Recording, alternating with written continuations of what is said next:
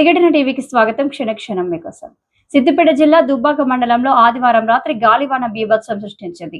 ఈదురుగాలులకు పలు గ్రామాల్లో భారీ నష్టం కలిగించింది. ఇండ్ల రేకులు ఎగిరిపడ్డాయి. చెట్లు నేల కూలిపోవడంతో పాటు విద్యుత్ స్తంభాలు విరిగిపడ్డాయి. దీంతో సిద్దిపేట జిల్లాలో తీవ్ర నష్టం కలిగించింది. ఈ క్రమంలోనే దుబ్బాక మున్సిపాలిటీ పరిధిలోని ధర్మాజీపేట 9వ వార్డుకు చెందిన జనగామ చంద్రం ఇంటిపై చెట్టు విరిగి పడడంతో కూలి పని చేసుకుంటూ బ్రతికే ఆ పేదోడి గూడు కూలిపోయింది. అతనికున్న చిన్నపాటి ఇంటిపై పెద్ద వేప చెట్టు పడడంతో ఆ ఇల్లు పూర్తిగా ధ్వంసమైంది.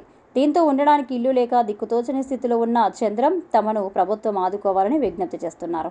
కాగా దుబ్బాక తహసీల్దార్ ఈ సంజీవ్ కుమార్ ఆదేశాల మేరకు ఆర్ఐ హరికిషన్ ఘటనా స్థలానికి వెళ్లి పరిశీలించారు. మండలంలోని హబ్సీపూర్, పిట్టలవాడలో 7 గుడిసెలు పాక్షికంగా ధ్వంసమైనట్లు ఎంఆర్ఓ సంజీవ్ కుమార్ తెలిపారు.